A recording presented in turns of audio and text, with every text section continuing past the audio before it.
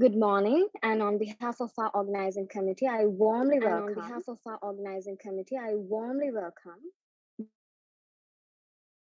panelists, session chairs, and participants to day two and the final day of 21st IEEE International Conference on Advances in ICT for Emerging Regions, organized by the University of Colombo School of Computing. Yesterday, we saw an enthusiastically big turnout to listen to the riveting keynote sessions, technical discussions, and the paper presentations.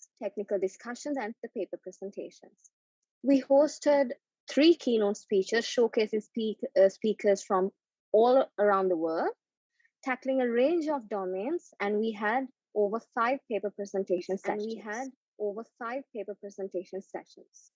And today's agenda will not disappoint either as well,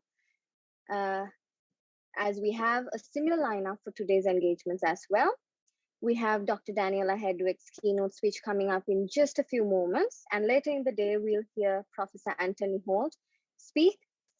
Additionally, we'll be hosting a panel discussion with an esteemed group of scholars sharing their insights on researching computing.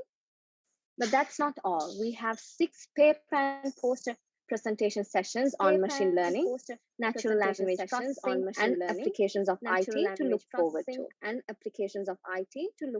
to.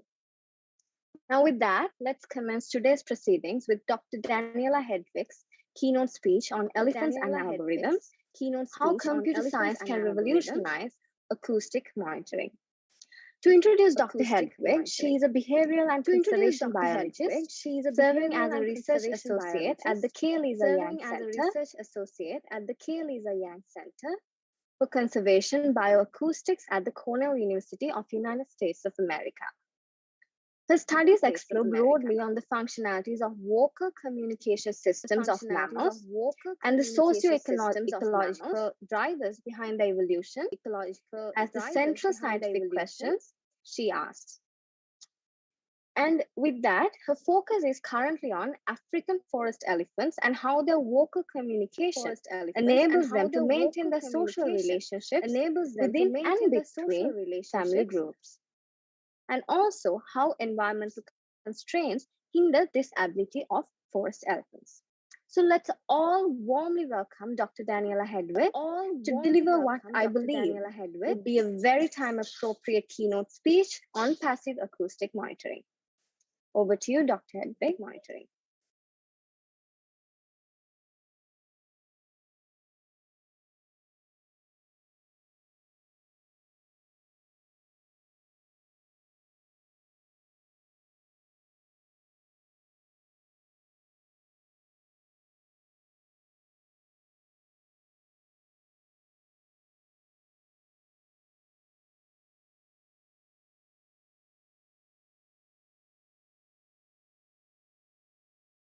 At the K. Lisa Yang Center for Conservation Bioacoustics at the Cornell Lab of Ornithology.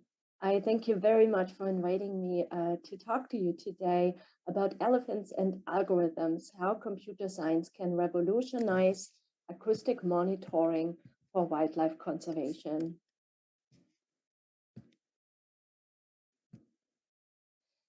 Conservation is difficult, particularly because of the huge uncertainty park managers face with regard to the status of the species or habitats they're trying to protect and the effectiveness of their conservation strategies.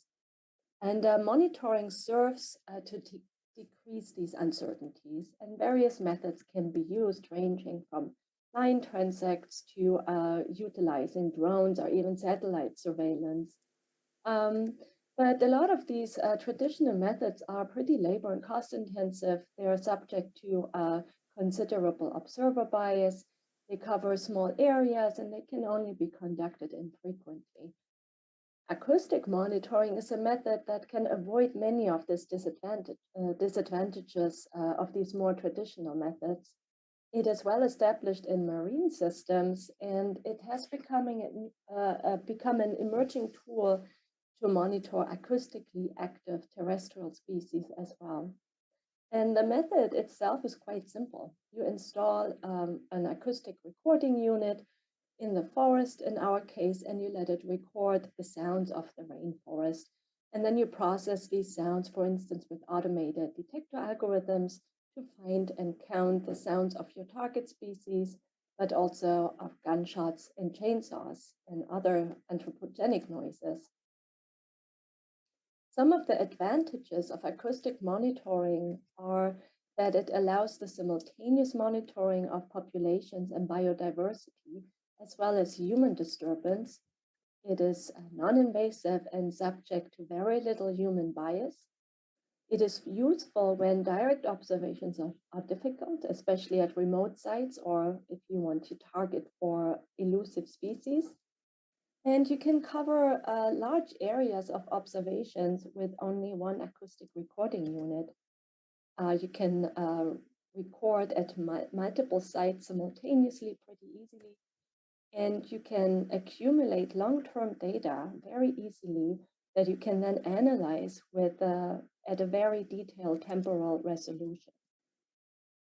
The Elephant Listening Project, our mission is to support conservation managers in Central Africa in monitoring elephant populations and human disturbance using passive acoustic monitoring. In the following, I would like to take you on to a little journey to where we work, which is the Central African rainforest. The Central African rainforest is the largest contiguous block of tropical rainforest outside of the Amazon, and we're dedicated to protect this habitat by bringing bioacoustics monitoring tools to Central Africa. The Central African rainforest is a global hotspot of biodiversity. It is home to 10,000 species of tropical plants and over 400 species of mammals. But besides being a biodiversity hotspot, the African rainforest provides important ecosystem services for us as well. The rainforest stores huge volumes of carbon in the vegetation and tree trunks, and this serves as an important buffer against climate change. And the Elephant Listening Project focuses on forest elephants specifically to conserve the Central African rainforest because they constitute a crucial keystone species within this habitat. Elephants have a tremendous influence on the community of tree species in the forest, and that's because they love to eat fruit. And with their large body size and their large home ranges, they really contribute to the dispersal of the seeds of many tree species. And by doing so, they maintain and shape the structure of the rainforest. And this makes food resources available for other species.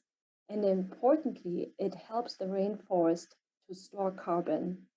And that's why forest elephants are often referred to as the gardeners or architects of the rainforest. But the architects of the forest are under threat, and that's particularly due to poaching for ivory, and this has developed into a real crisis. As a result, their distribution range has considerably shrunk within the past 50 years, and their population size declined by 62% within just 10 years between 2002 and 2011. And forest elephants really bear the brunt of this poaching crisis. And within their range, 2 ivory poaching hotspots have been identified. And much of this crisis has been driven by a demand for ivory in China. But in 2017, the Chinese government stepped up and banned the domestic trade in ivory. And until then, the demand dropped to less than half of pre-ban levels. Even though it's difficult to determine whether this is due to the ban, but we have seen a decline in poaching since then. But still, up to 15,000 elephants have been estimated to get killed for ivory every year. And worsening the situation is the fact that forest elephants have a much slower reproductive rate compared to savanna elephants. And this will make it very, very hard for them to change unless immediate measures are taken. But finally, now the International Union for the Conservation of Nature, the IUCN, has now stepped up as well and recognized that forest elephants face extremely high risk of extinction in the wild, and they're now listing them as critically endangered on their red list of threatened species. But the conservation needs of forest elephants are very little understood. And most of our knowledge still derives from the elephants that inhabit the savanna. And that's because observations of forest elephants in their dense rainforest habitat is extremely difficult because of the visibility conditions. And that's why we believe that eavesdropping on their vocalizations using passive acoustic monitoring is the key to the conservation of forest elephants in the tropical forest they inhabit. And acoustic monitoring is particularly suitable for forest elephants. Forest elephants, just as savanna elephants, communicate with low-frequency rumble vocalizations, which, due to their low frequency, can travel over very large distances. And this enables us to use these vocalizations to detect forest elephants over large areas, even when they are at low densities. And in the following, I would like to give you a few examples of our work to see what, or illustrate what acoustic monitoring can do. And I want you to keep in mind that while I'm mainly talking about elephants, that these results can be achieved for any acoustically active species. Our early work focused much on monitoring at forest clearings, or so-called BAIs. Here in this video, you see one of our main research sites, Zanga Bai in the Zangandoki National Park in the Central African Republic, which is home to the largest known and best studied population of forest elephants. Bais attract elephants in large numbers, but they are particularly vulnerable to poachers there, so they require really adequate and intense monitoring. And using acoustics, we can get important insights into changes in activity patterns at those important sites.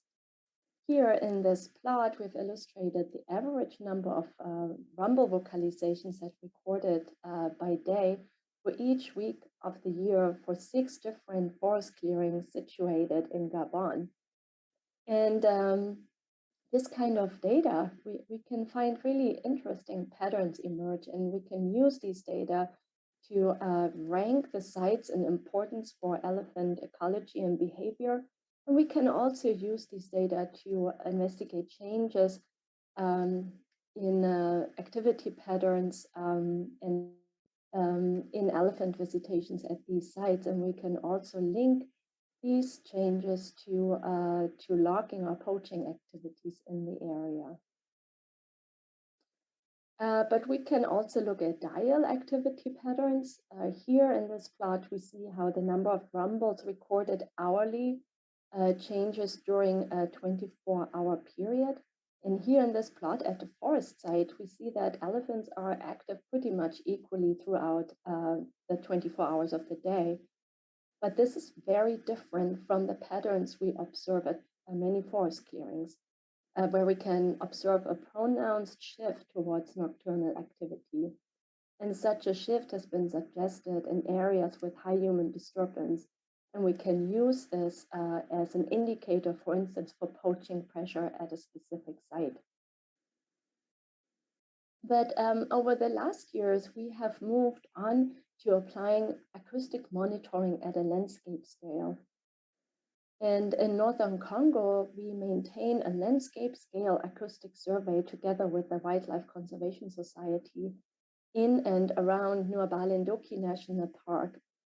And this survey covers an area of 1,250 square kilometers with 50 acoustic units, and it spans across the national park and adjacent logging concessions. And this is really the first of its kind survey at this scale. And so far, we have obtained continuous recordings for almost 4 years from these 50 sites. And these data allow us to visualize how elephants use the entire landscape and how this changes over time, as seen here in this map, which is an interpolated map of the average number of rumbles recorded at each site per month. And we can present the national park management with maps like this.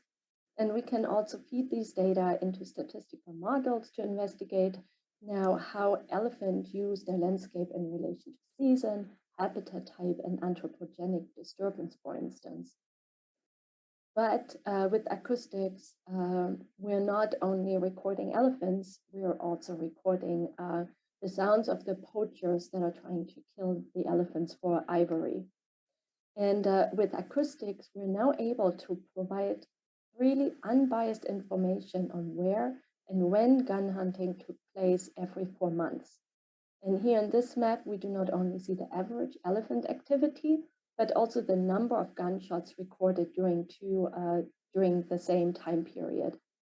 And this is a huge improvement to where previously the park management relied on anti-poaching patrols on foot village. But perhaps most importantly, the park managers now in Nuabalen National Park, they can use these data directly as an unbiased means to evaluate the effectiveness of their patrolling strategies.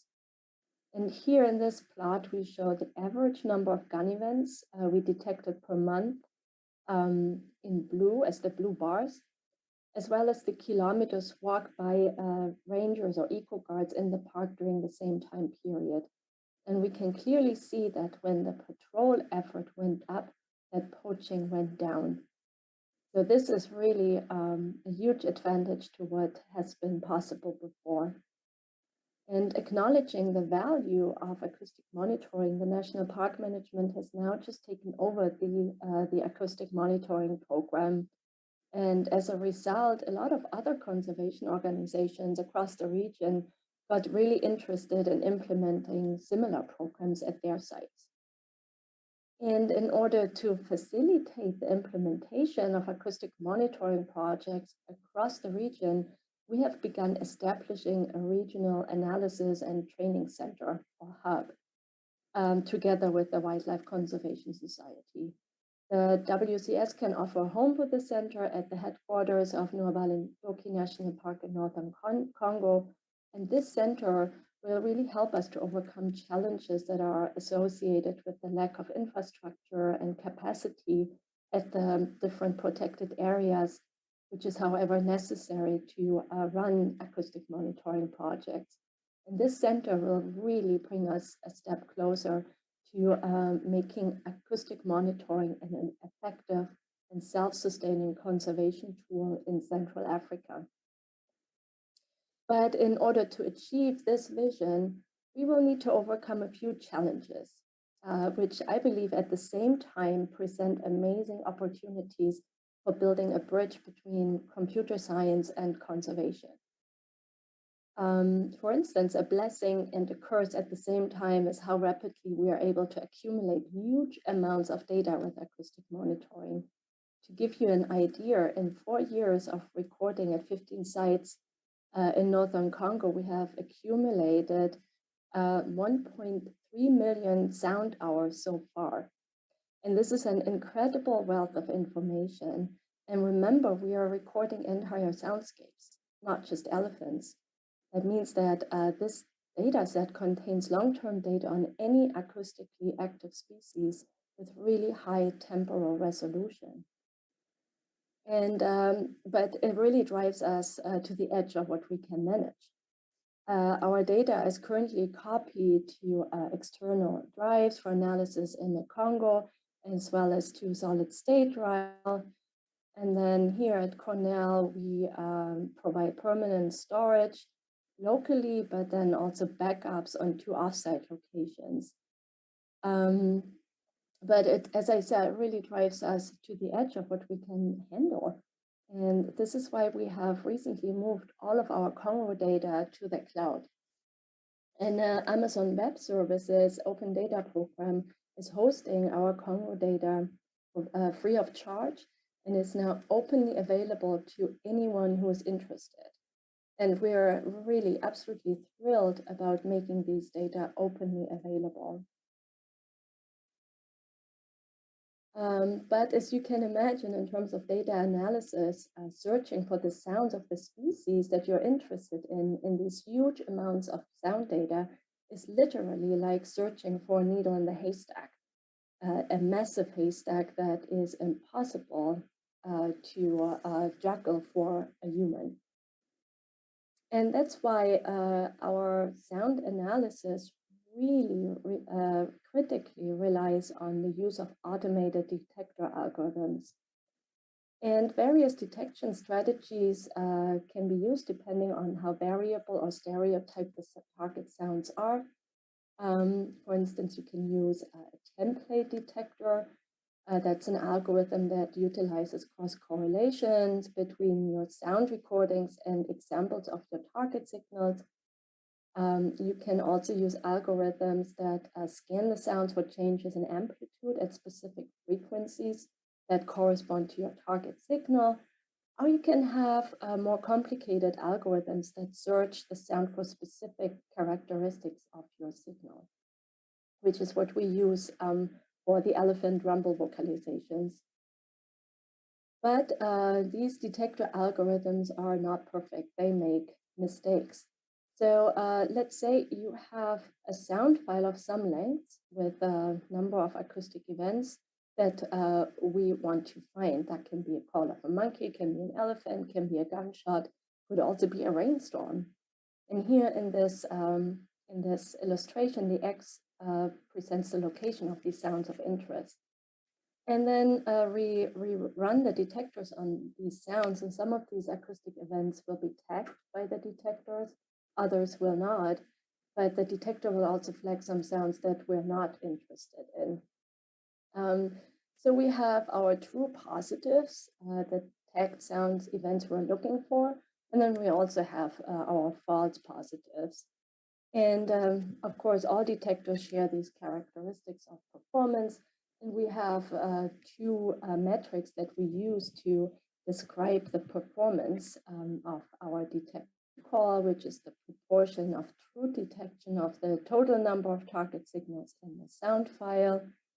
And you can imagine to determine the denominator of this metric, you need to look by hand through a sample of sounds and selecting all of your target sounds. And this can be very, very time consuming, but it is very important to do this work. And then we also calculate the precision of the detector. And you can think of this as a measure of efficiency of the detector algorithm. And you might also be able to accept a relatively low recall rate if the detector returns very few false positives, for instance. To give you a few examples, here in the upper left panel, you see a true detection of a rumble, an elephant rumble. We often record them from a far distance from the elephants, and they only are visible in the spectrograms as very faint lines. And the detector often mistakes vehicle noises as elephants. And below here, you see some true detections of gunshots to the left here. And our detector really often mistakes gunshots or tree branches for gunshots. As you can see here, they look very similar. So, and then to evaluate detector performance, we use an in-house software called Raven, which is produced here at the Kelisa Yang Center for Conservation Bioacoustics. But in order to evaluate detector performance, it still takes us a lot of time and a lot of manual labor because the detector we use still requires continued verification and retraining in new locations. And we really haven't reached the point at which we are confident enough to apply a certain conversion factor, for instance, that reliably indicates the proportion of detections that are actual gunshots or rumbles, for example. And hoping to improve our workflow and save us precious time, we have begun moving towards machine learning-based detector algorithms. And we're currently developing a gunshot detector here in-house at the Center for Conservation Bioacoustics. And we're also testing currently a new elephant detector that was implemented by our collaborators at Stanford University. And this detector seems to be much better than our previous one, especially because it doesn't get confused by vehicle noises and thunder as much as our traditional one. But the drawback is that these are quite difficult to use. We don't have a final program, a final product or application. It's just a Python script. And most important, these detectors requires high performance computers. And we really have problems running it. So for instance, on a regular computer here in our lab, it takes 1 month to run the detector on 8 terabyte of data. So that's it's not a sustainable long-term strategy. And that's, again, why we're currently, again, exploring to run these detectors in the cloud instead of locally at our computers here at the lab. Another challenge, but also great opportunity, pertains to how we convert all these sound files and detector output into information that's actually relevant for conservationists. And so every 4 months, the field team retrieves and redeploys the acoustic recording units in the forest. You see here in the picture, the forest is really dense and it's definitely not a walk in the park. And the data retrieval is still very, very labor intensive. And 2 teams need 30 days to service 50 units in our Northern Congo project. And we really need to be faster. We are already faster than ever before, but 4 months is still really not that great to really be able to tackle poaching. And we really need to accelerate the turnaround from audio to conservation relevant information. And the key to this is what we call real-time monitoring. In order to accomplish this, we need acoustic devices that do not only record the sounds, but they simultaneously run the detector algorithms and send out information on detection events immediately. But here again, we need the help of computer scientists and engineers. We need very precise detectors. We cannot afford false alarms for gun hunting and mobilize entire anti-poaching teams. And of course, we need to find ways of getting the data out of the forest, which is very difficult in remote areas where you don't have cell phone coverage, for instance. And of course, we need to find ways to power these units, again, which is very difficult when working under a closed canopy where solar power is limited. But just imagine if we can tackle these challenges, what difference we can make with real-time monitoring for anti-poaching patrols. Another key area of opportunity is data interpretation. We can now provide the park management with detailed information on where the elephants are and how this changes quite complex patterns of landscape use by the forest elephants using acoustics. But we do not quite understand what drives these patterns. And that's particularly because we still lack good information on habitat structure, for instance. And what we need is really to create data pipelines and software packages that integrates the acoustic data with, for instance, high-resolution satellite data on habitat structure, but also information on gun hunting and patrol efforts. And only bringing these different data sources together will allow us to predict where and when elephants aggregate and poaching occurs most likely. And then based on this, we can make data-based recommendations for anti-poaching patrols, but also where, for instance, new protected areas should be located for elephants.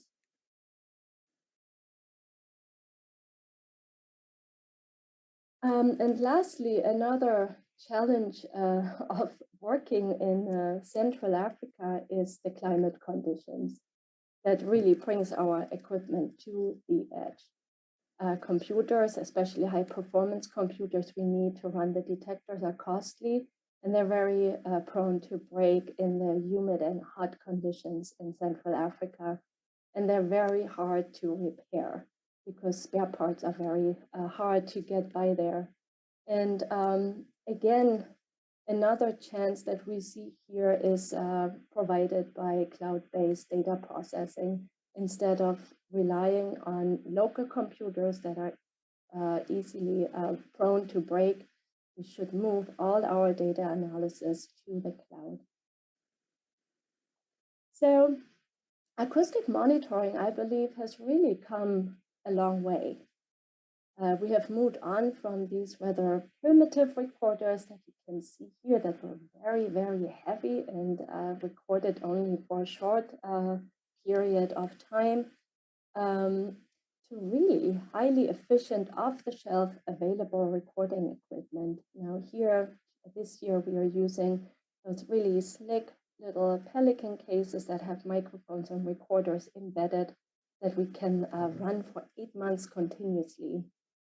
And we have also teamed up with really fantastic conservation organizations that we are able now to provide with effective tools that enable them to perform information-based decision-making and conservation management.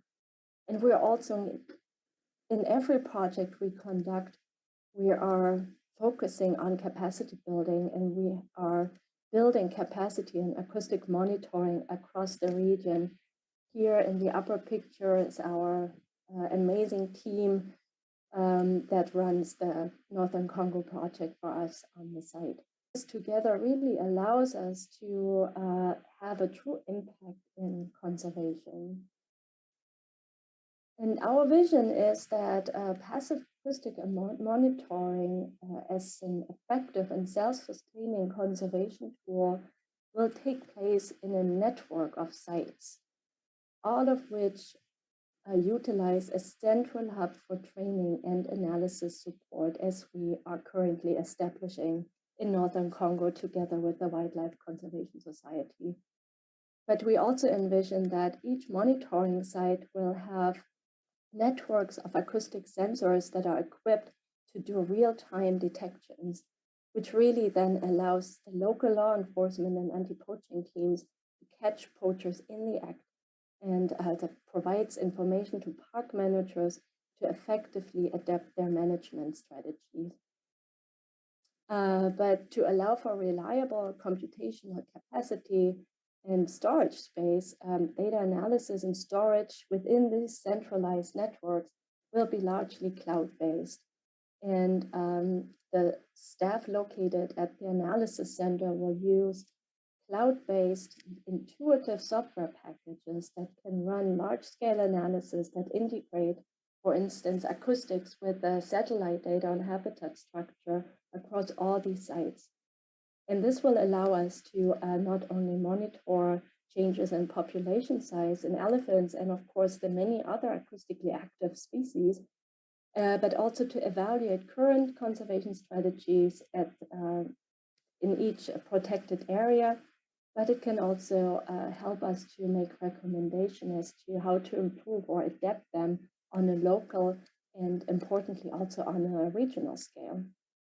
But through this model, we will not just facilitate conservation in Central Africa, but through making the cloud, making the acoustic data available through the cloud, we want to contribute to advances in conservation and scientific research on a global scale.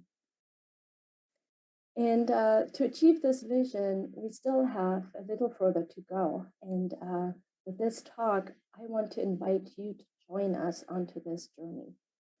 Computer science and conservation seems like very different domains, but I hope that with this presentation, I was able to convey to you that this isn't actually the case. It's quite the contrary. At this time and age, computer science permeates everything, and so it is the case with conservation, where computer science really is the key.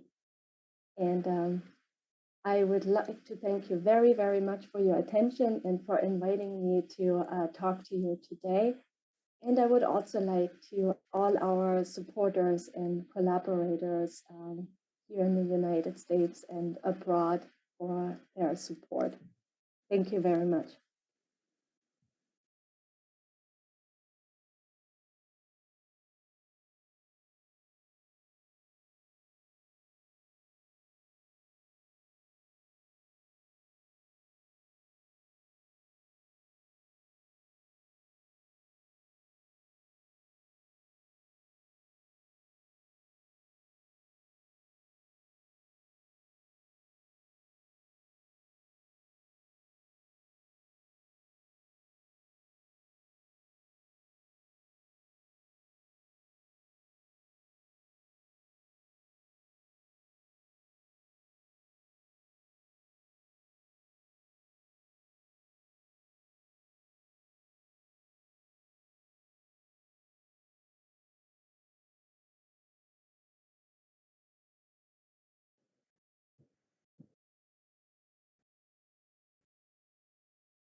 Thank you very much, Thank you Dr. very much, Hedwig, for Dr. that Hedwig, for speech. that speech.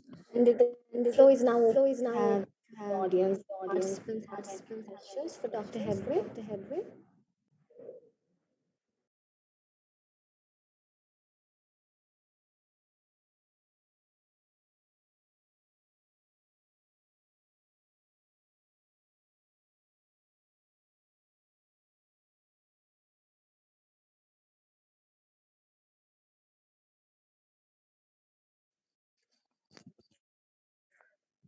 Hello.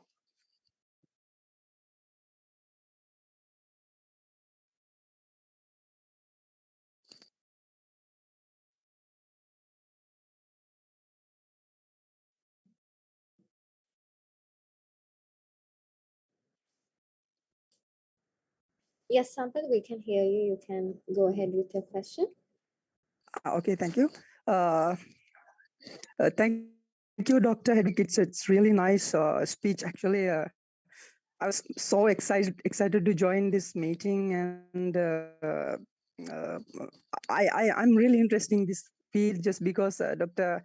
Asanka put in me this in this two field in this field, and now we are working. Um, Now we are working on bioacoustic monitoring system. Actually, I have a little problem. Actually, uh, as you said, we have some few more challenges with bioacoustic field.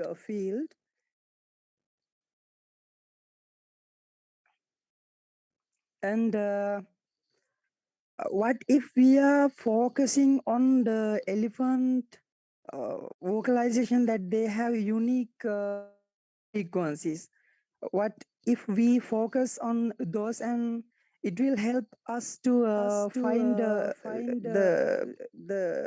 true detections of the elephant vocalizations?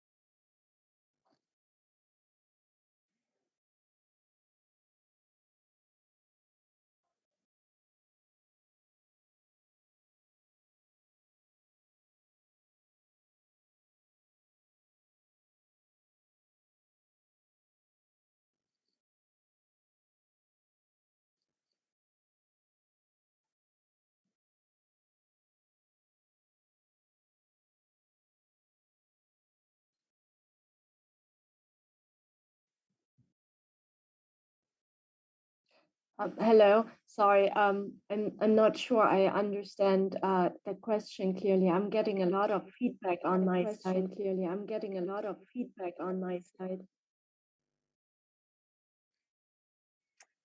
It's the same thing happening with me. Actually, I was stopping my questions on some time. That's what happened. I mean, if we focus on their unique vocalization that they have some low frequencies,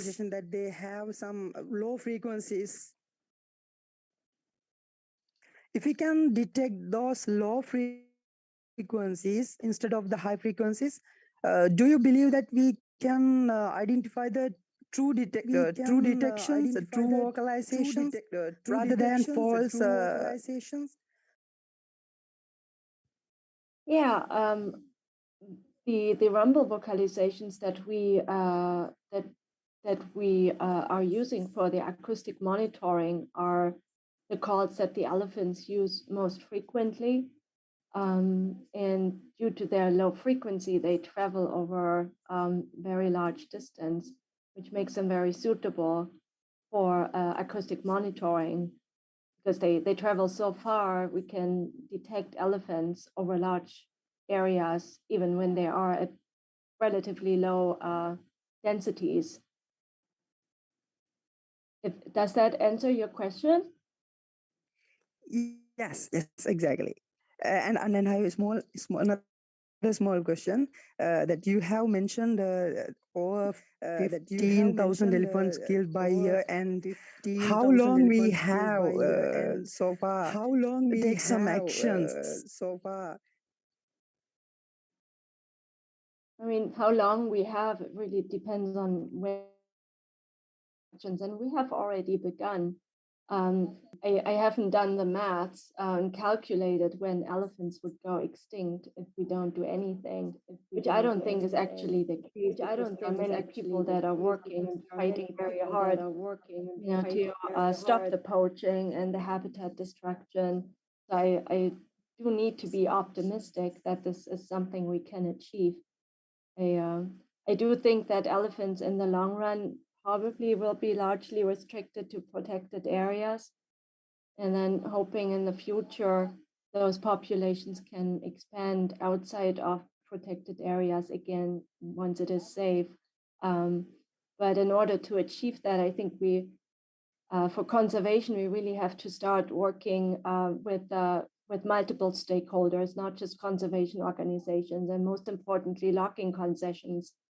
Elephants actually like logging concessions because they have a lot of herbaceous undergrowth that they like to eat. So those logging concessions, especially the old ones, are really, really important habitats for the elephants outside of national parks.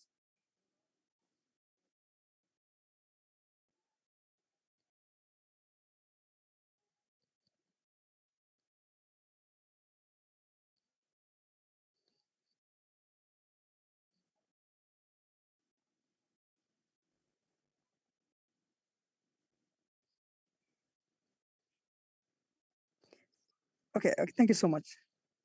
You're welcome. Do we have any more questions for Dr. Hedwig?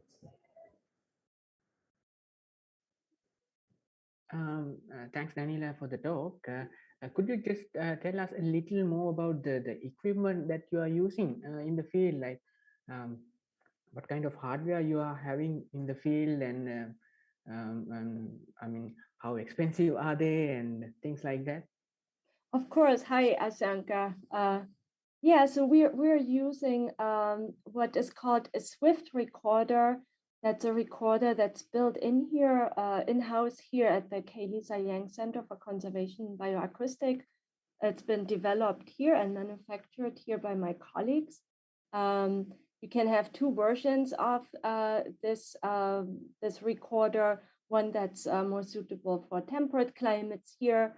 And then we have what we call a ruggedized version, where you have, basically the recorder is just a small circuit board that's attached to a very small microphone.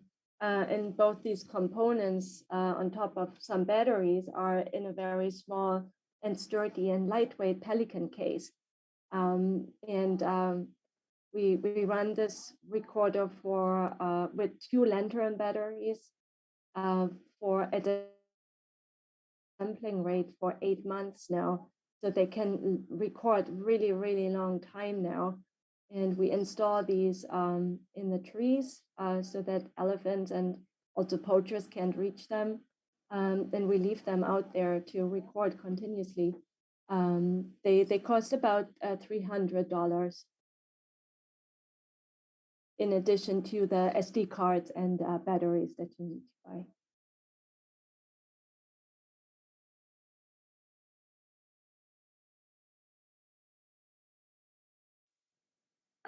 And since while anyone else raised a question, just I was curious to know, like, what kind of people you have on the ground in the field. Definitely, I believe there are biologists, like conservation, behavioral biology. Well, what kind of people do you have in the field? Do you have like engineers and computer scientists out there, or is it like entirely handled by biologists during the Yes. data collection? Yeah, and that's a big problem. I like on one of my slides, I showed a picture of the amazing team that we have out there in Northern Congo. And this is actually the first project where we were able to hand over the entire project to a Congolese team to run this project independently of us. And they're doing a really awesome job doing that. But they are biologists. They know how to maintain the units and they can troubleshoot a little bit, but they don't have any background in computer science. And in fact, one of the major obstacles in really taking acoustic monitoring to the next level in Central Africa is, unfortunately, this pervasive lack of capacity in the field of, computer science, for instance, and engineering. So yeah, we don't have partners, African partners, that we could work with in terms of, enhancing computational methods that we need for acoustic monitoring. But there are definitely, we are working with so many absolutely fantastic people that are so inspiring and so motivated, and they really want to learn. And that's why capacity building is so important for us, because our goal is really to take us, the Elephant Listening Project, out of the equation in the end. We want our local partners to run the projects and not us anymore. And so capacity building in all sorts of aspects is a major focus. Great, thanks. Thank you.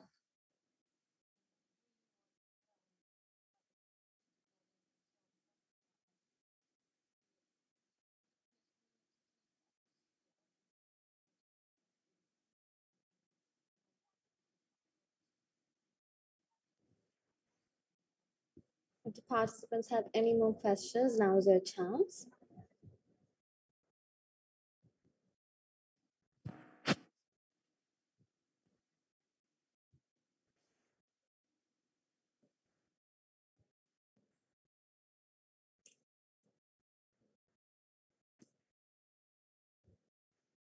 All right. Thank you, Dr. Hegwig, for that most fascinating keynote session that I hope one day extends and finds its applications here in Sri Lanka for the conversation, conservation of our elephants. And thank you, everyone, for the intuitive questions. And before we move on to the next item on our agenda, let's take a look at this year's sponsors and what they have to offer.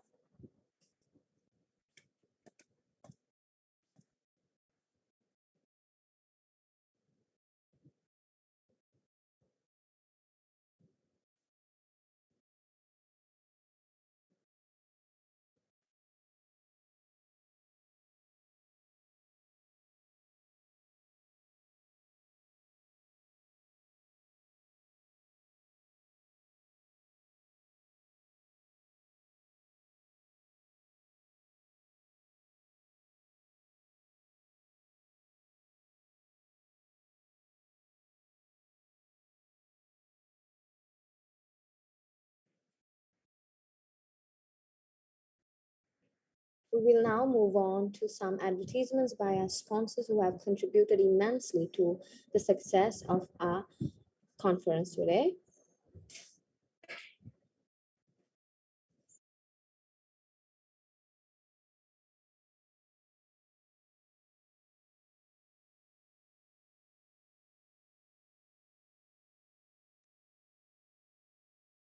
Intelligence.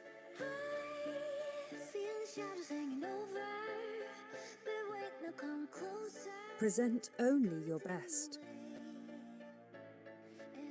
See beyond the ordinary. Collaborate clearer than ever. Work with personalized performance. Power every kind of project. And change the world for better. The new Latitude family. Welcome to the new age of intelligence.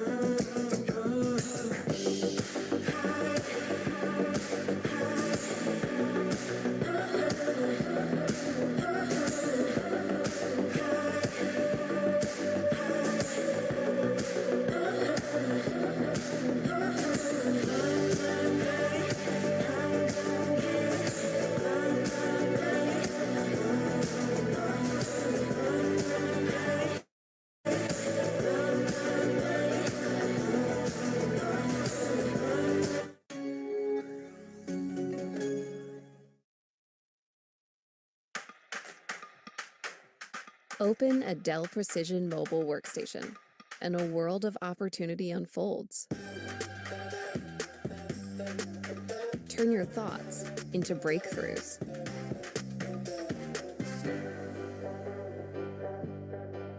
Harness intelligence into results.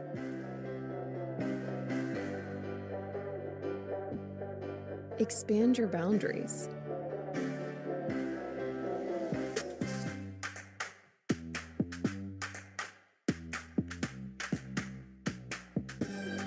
Get the limitless power to create the world around you, to build tomorrow's innovations today.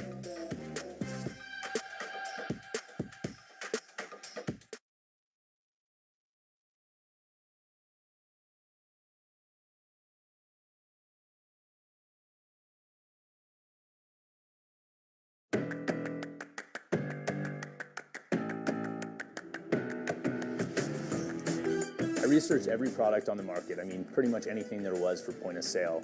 We were attracted to the cake system initially because of the entry cost was so low. But then when we got deeper into it and we saw the efficiencies that it added to the business, you can't really put a value on that. Part of it was like, why didn't I embrace this earlier? And the other part of me saying, thank God I did it and I did it now. Welcome to Cake, a fully integrated technology platform. Cake Technology Solutions are built exclusively to meet the unique needs and specific demands for quick-serve and full-service restaurants. Thousands of our customers are using these solutions today, and we keep hearing the same things over and over. And that is, this makes their life easier. It helps them run their restaurants better. It helps them succeed.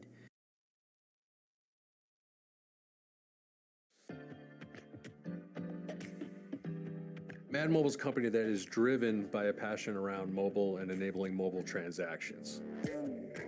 Every transaction is going to be mobile, whether it's the associate or the server on the floor, or it's the customer or the guest on their own device. Everything's absolutely going to be mobile in the future. And we've teamed up with Apple to try and make it as easy as possible for restaurants, for retailers, and other organizations to get to mobile very quickly. We worked together and figured out, what are the things that we want to do to, empower those associates on the floor? What are the journeys that we want to make sure that we solve? And then how do we get to that data, and how do we integrate closely with those systems of record, in particular, the point of sale system? And together with Apple, we're working with some of the biggest retailers in the world, from here to Japan.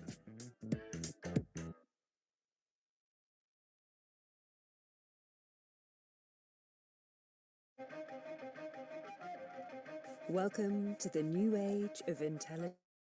Jump into productivity. Connect to the world around you. See beyond the ordinary.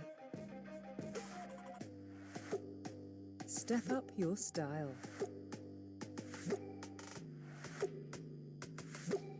Empower peak performance.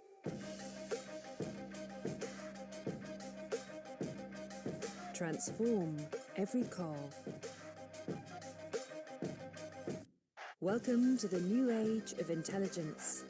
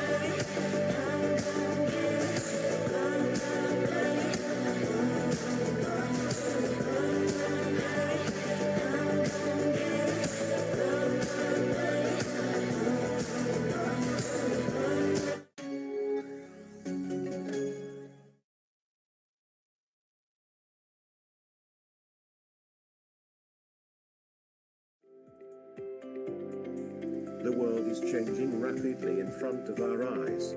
While new technologies are being built, tons of data is created every second. Industry needs are changing and businesses need to innovate ever so fast. Are you equipped to face the transformations taking place around you? We can help you achieve it. That is what inspires us. This is Limark Technologies, where a talented and experienced pool of software architects, engineers and data scientists have come together to produce world-class software solutions. We are a global technology company specializing in product engineering, data analytics, DevOps, quality and cloud frameworks, and our unique service model of CTO Office as a Service. We offer a personalized journey management system for career progression for the Limark team. We go an extra mile to deliver excellence, delight our customers, and ensure successful project delivery. Our team can become the trusted partner to create your next success story. Limark Technologies, for a mark of excellence.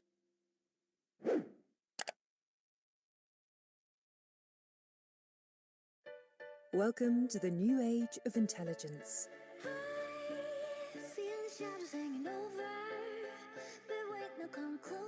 Present only your best.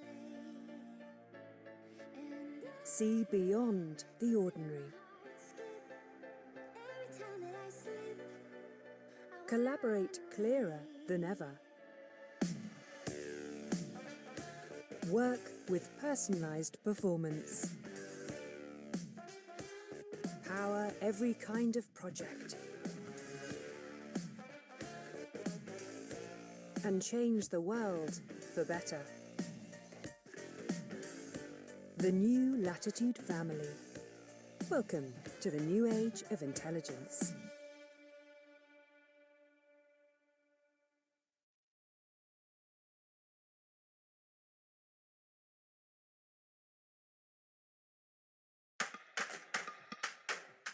Open a Dell Precision mobile workstation, and a world of opportunity unfolds. Turn your thoughts into breakthroughs.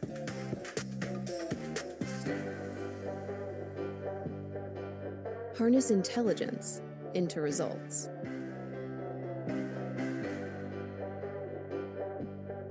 Expand your boundaries.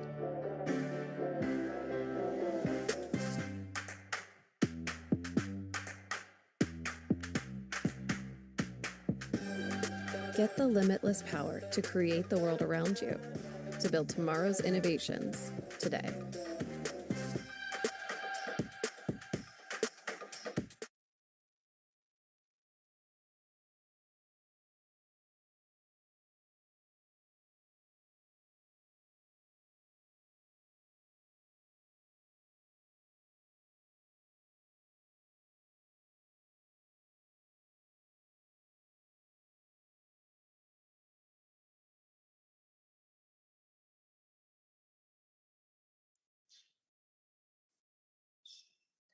All right, so that was just an acknowledgement of all the sponsors who have contributed immensely to our conference for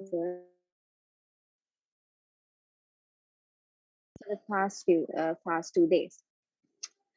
So with that, speaking of contributions and being our support, the pillar of strength behind this conference is its host, the University of Columbus School of Computing. Its long-standing reputation is what gives us these limitless opportunities.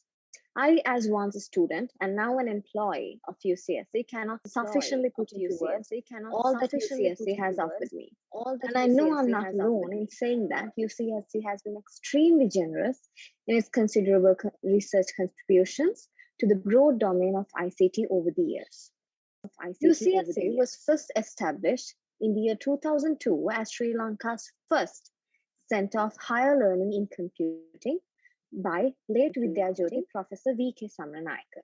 And currently, UCSC offers, and currently 6 undergraduate programs, 6 postgraduate degree programs, and 2 postgraduate research degree programs.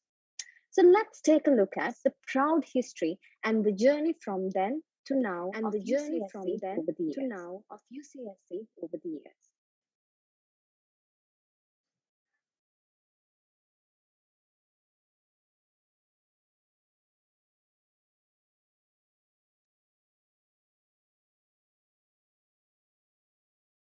The University of Colombo, the most pioneer in providing higher education in Sri Lanka, has the best equipped, best staffed, and the most recognized computing facility in the country.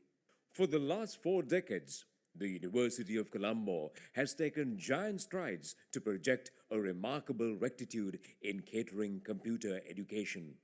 Computing at Colombo began in September 1967 with the return of Professor Samaranayake from the United Kingdom. Today's UCSC is an outcome of his seminal work started in 1967. When he introduced computing and began teaching Fortran programming to a group of enthusiastic teachers and students of the Department of Mathematics in Colombo, for the first time, a new era of higher education in computing was born in Sri Lanka. The stature of computing at Colombo today is the result of steady progress that passed several significant milestones hitherto to date. Here is how the history was made. A statistical unit was established in the late 60s. The unit used the mainframe computers at the State Engineering Corporation, and the Department of Census and Statistics. Punch cards and sorters were used for statistical analysis on these computers. Until 1974, then prevalent political and economical climate in the island was less conducive to the stagnant state of the ICT at Colombo. In 1974, with the arrival of Professor Dr. Roger Stern, senior lecturer in statistics from the University of Reading, United Kingdom, the University of Colombo embarked on a link arrangement with the University of Reading, starting from 1974 for a period of 10 years. The Colombo-Reading link enhanced the statistical research, teaching, consultancy, and laboratories in Colombo. In addition to the degree programs, certificate courses were also conducted during weekends for the public sector workers, bringing in an income of maintenance and upgrading. In 1981, a multi-user, multitasking, state-of-the-art data general mini-computer was purchased. This mini-computer was used for research, teaching, processing, and university admissions and for consultancy work. In 1982, computers were used to process the election results for the first time in Sri Lanka.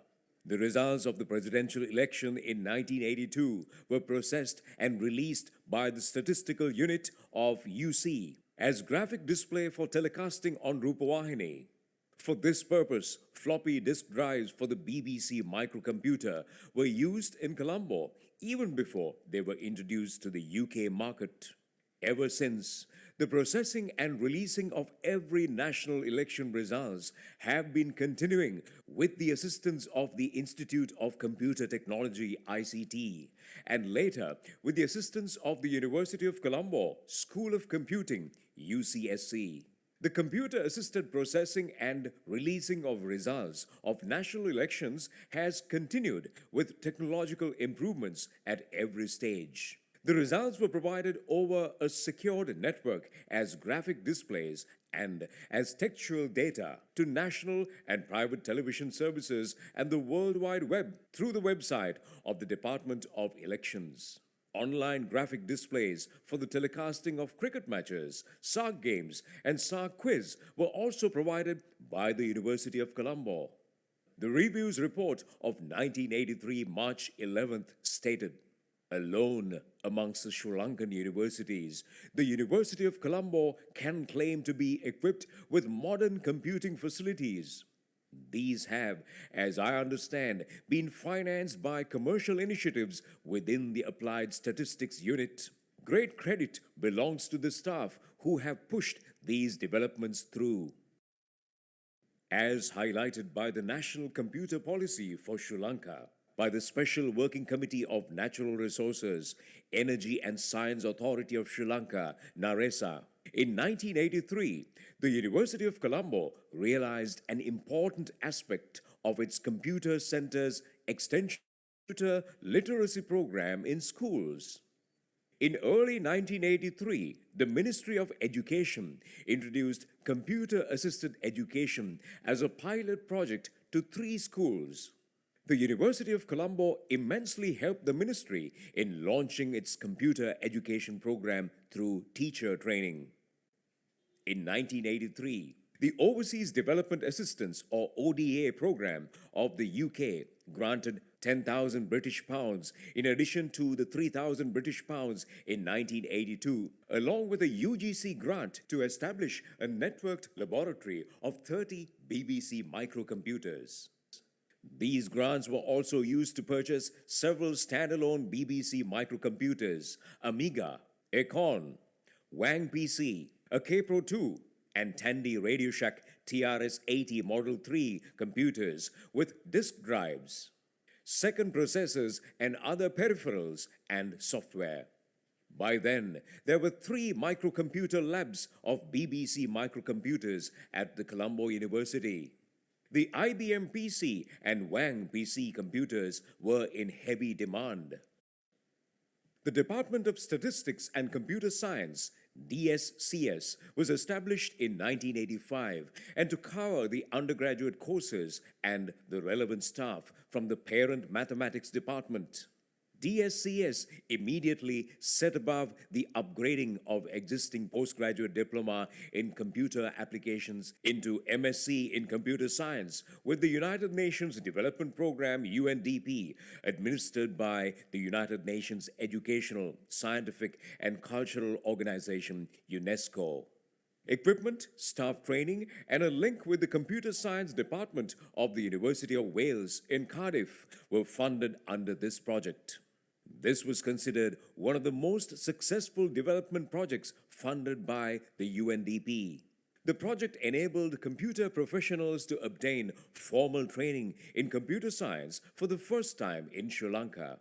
A secondary but equally important benefit to the DSCS was the introduction of a special degree program in computer science.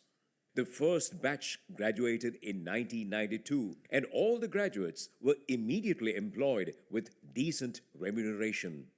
In early 1984, the Computer Center, while consolidating its position as a leading computer installation and consultancy service, worked on plans for the establishment of an Institute of Computer Technology, ICT, with the assistance of the Japanese government to produce analyst programmers to the IT industry based on the Japan-Singapore Institute of Software Technology, JSIST of Singapore. Commenced in 1987 with the establishment of the Institute of Computer Technology, ICT, an autonomous institute of the University of Colombo.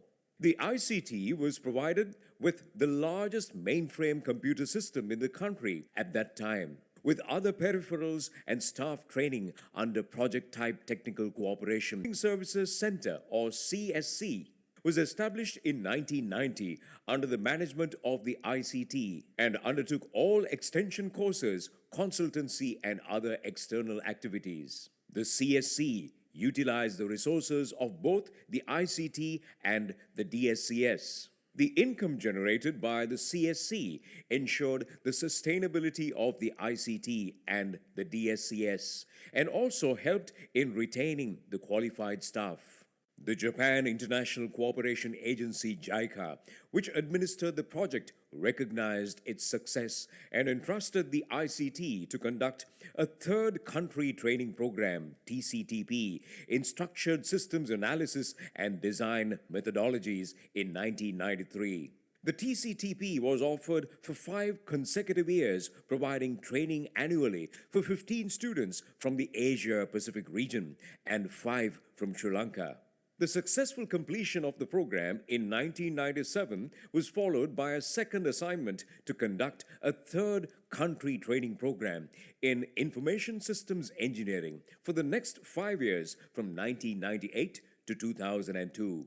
The course in the year 2000 and 2001 included participants from Africa and 3 more foreign participants supported by the Colombo Plan Secretariat. The TCTP conducted by the ICT received the JICA President's Award for the best JICA project in the year 1999. The ICT has also conducted several other third country training programs supported by the Commonwealth Secretariat. The degree programs conducted by the DSCS were evaluated by the British Computer Society, following which the BSc and MSc degree programs were accredited. The BSc Special Degree in Computer Science received full accreditation.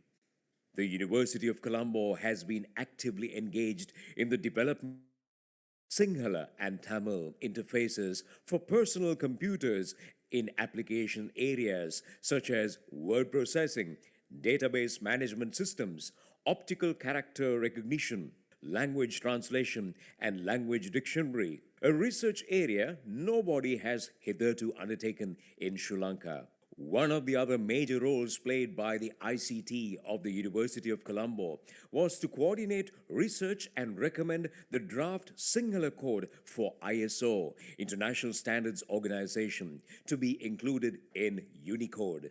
Based upon the recommendation made by the Computer and Information Technology Council of Sri Lanka, SINTEC, and the subsequent approval of the Sri Lanka Standards Institute, the ISO meetings were held in Greece, where the draft Sinhala code was discussed intensively.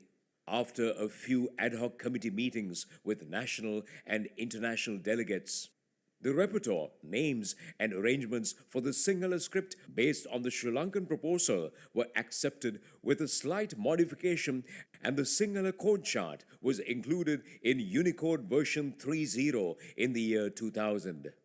The Department of Computer Science, DCS, of the University of Colombo was established in 2001. By splitting the Department of Statistics and Computer Science, which functioned since 1985 as a part of the Faculty of Science of the University of Colombo.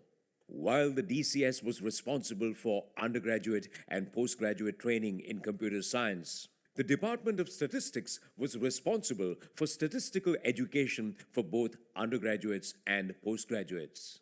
The Department of Computer Science, DCS, and the ICT were able to negotiate substantial donor funding from Human Resource Development and Infrastructure from the Swedish government under the SIDA IT program in the year 2000. The SIDA IT project, which commenced in the year 2000, was extended to 2 phases and concluded in August 2010. The SIDA IT project was unique in a way it opened PhD opportunities to computing academic staff from all state universities in Sri Lanka. The staff of the universities from Jaffna, Peradeniya, Ruhuna, and ICT and DCS obtained PhD and MPhil qualifications from Uppsala, Stockholm, KTH, Mid-Sweden, Gothenburg, and Halmstad universities in Sweden, enriching the human resources of the local universities. This also spurred staff exchanges between local counterpart universities and those in Sweden. Under the Infrastructure Development Program, the LEARN network connecting all universities in with campus-wide fiber networks and wideband access to internet.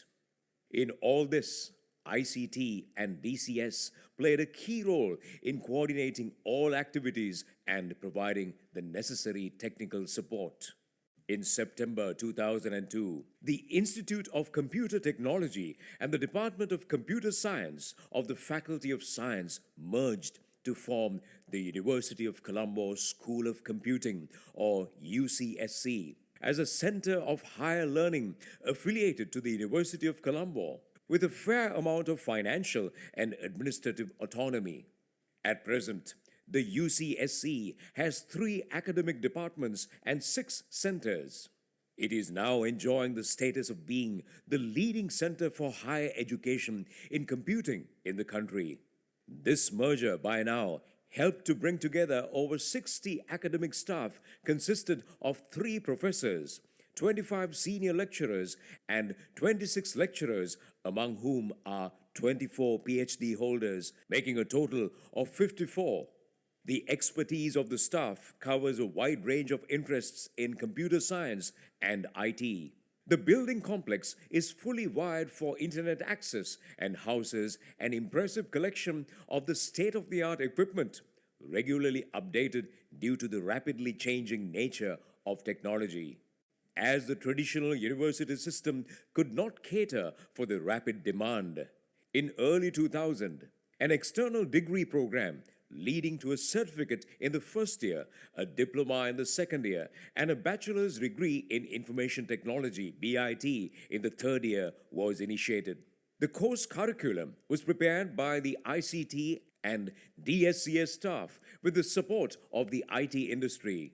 Training is undertaken by the private sector, while the examinations are conducted by the UCSC and the certificates are awarded by the University of Colombo. The University of Colombo has always contributed to activities beyond the campus, particularly in helping the community at large. The UCSC has taken the lead in providing computer awareness to the public and by helping school-based activities through the public and private media channels. For more than 3 decades, these television and radio programs received the highest ratings and were most popular programs at that time. Today, the UCSC continues to grow from strength to strength, providing beyond doubt the immense benefits of the careful initial planning and positive approach of the successive development phases of its predecessor institutions and their staff. Its stature as a center of repute and success is also a strong attraction to many donors who have assisted in the early development and positive results from their investments. The exceptional resource space in IT at the University of Colombo is being expanded and upgraded regularly.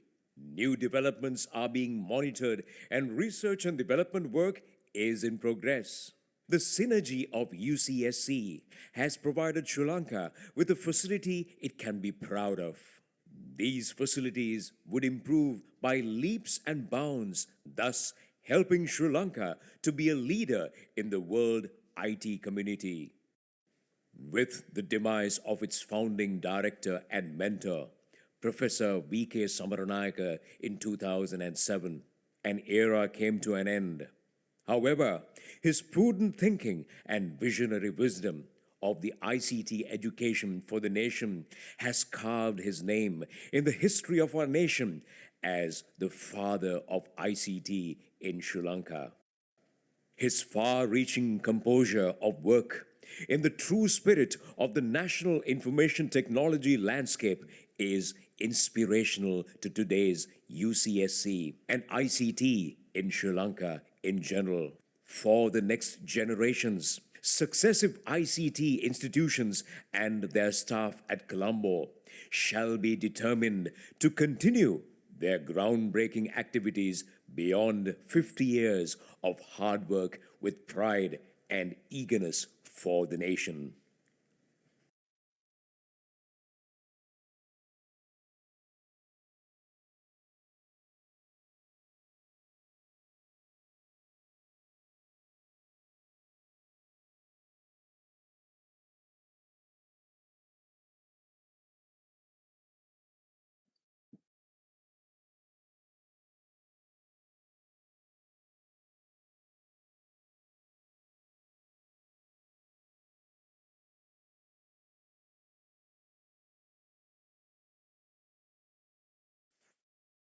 With that, most integral acknowledgement of our host. Today's paper and posters presentations will begin in 2 sessions. Session 3A on machine learning and natural language processing, and session 3B on applications of IT. So I urge all authors, panelists, session chairs, and participants to join the relevant sessions by clicking on the breakout rooms icon on the Zoom controls. To join the relevant you may join any one of these sessions that you might find interesting, and these sessions will commence one of these sessions that you might find interesting.